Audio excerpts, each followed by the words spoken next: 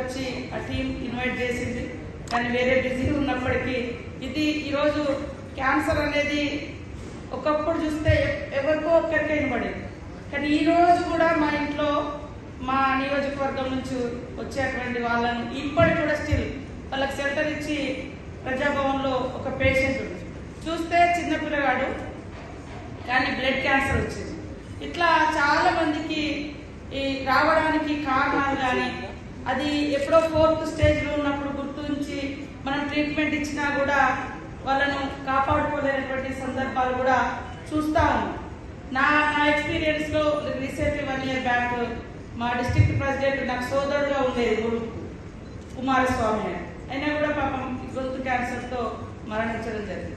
ఇంకా 2-3 మా దగ్గర నాకు దగ్గరగా ఉండి పనిచేసేటువంటి లీడర్స్ కూడా ఈ యొక్క మహమ్మారి పట్టి పీడిస్తుంది. అసలు ఏ రకమైనటువంటి ట్రీట్మెంట్ ఉండాలి, ఎట్లా ఏంది అనేది చిన్న పెద్ద అనేది లేదు, లేదా ఒక ప్రాంతము అనేది కాదు, ఒక అని కాదు, చాలా మారుమూల గ్రామాలలో కూడా అటవీ ప్రాంతాల్లో కూడా వచ్చేసింది. వాళ్ళకు దాన్ని గుర్తించడం కూడా తెలియదు, హాస్పిటల్ కూడా వెళ్ళడం తెలియదు. మొన్న ఇంకొక కేసు కూడా మా దగ్గర వచ్చింది. పాపమైన ఆ ట్రైబు వాళ్ళు ఛత్తీస్గఢ్ నుంచి మైగ్రేట్ అయ్యి ఇక్కడ 20 years నుంచి జీవిస్తున్నారు, మన లాంగ్వేజ్ కూడా రాదు. కానీ ఆయన నేను వేరే హాస్పిటల్ పోయినప్పుడు అక్కడ కనిపించింది. ఎందుకు వచ్చినామంటే క్యాన్సర్, వాళ్ళకి ఏం తెలియదు. సో ఇట్లాంటి వాటిని ఖచ్చితంగా గ్రామాలలో ఈ యొక్క టెస్టులు జరగాల్సిన అవసరం. మనం ముందస్తుగా టెస్టులు చేయించుకోవడానికి కూడా ఎందుకులే అనేటువంటి ఒక నెగ్లిజెన్స్ జరుగుతున్నటువంటి ఈ పొల్యూటెడ్ ఫుడ్ ఏదైతుందో వాటి మూలంగా వస్తుందా, మనం అక్కడక్కడ వింటున్నాం. పాలల్లో కూడా యూరియా కలుపుతారు చిక్కదనం కోసం, ఫుడ్లో కూడా ఏదేదో టేస్ట్లో కోసం కలుపుతారు. అవన్నీ కూడా ఈరోజు ఒక్కొక్క రూపంలో మనిషి యొక్క శరీరం మీద దాడి చేసి అది ప్రాణాంతకమైనటువంటి వ్యాధులకు కారణమవుతుంది. కాబట్టి డాక్టర్స్ ఇందాక అలియన్న గారు అన్నట్టుగా కనిపించే దేవుడు ఎవరంటే మరి డాక్టర్స్, కనిపించని దేవుని కంటే కనిపించే దేవుడు డాక్టర్స్. వైద్యో నారాయణ హరి అని అంటాం. కాబట్టి ఆ యొక్క పదాన్ని మన పూర్వీకులు మన ఊరికేనే ఇవ్వలేదు. వైద్యం అనేది అంత చాలా గొప్ప పవిత్రమైనటువంటి వృత్తి.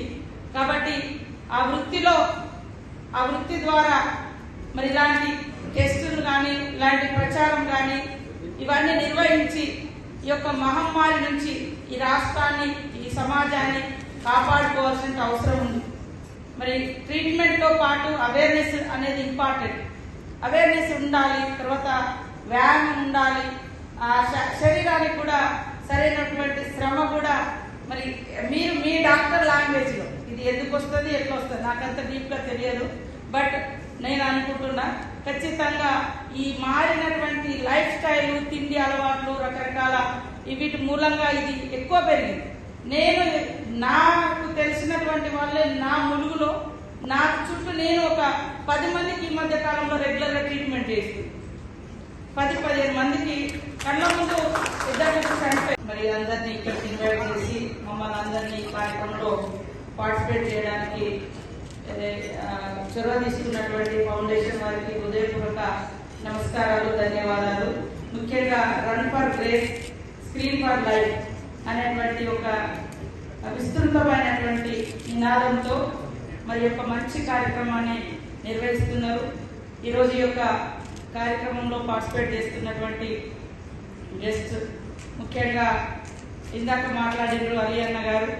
మరి డాక్టర్ గారు ఒక జబ్బుకే మందిస్తారు, ఏ జబ్బు ఉంటుంది, కానీ వారి నవ్వు అయితే మొత్తం మనసును, మైండ్, బాడీని మొత్తం హెల్తీగా ఉంచేది లాఫింగ్, నవ్వు.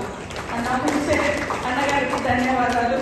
అదేవిధంగా యోగేంద్రనాథ్ గారికి, డాక్టర్ చిన్నబాబు గారికి, చిన్నబాబు అయినా పెద్ద పనులు చేస్తున్నారు వారికి, అదేవిధంగా పవన్ గారికి, ప్రశాంత్ గారికి, రమేష్ గారికి, సుజాతారావు గారికి, మరి కృపాకర్ రెడ్డి గారికి.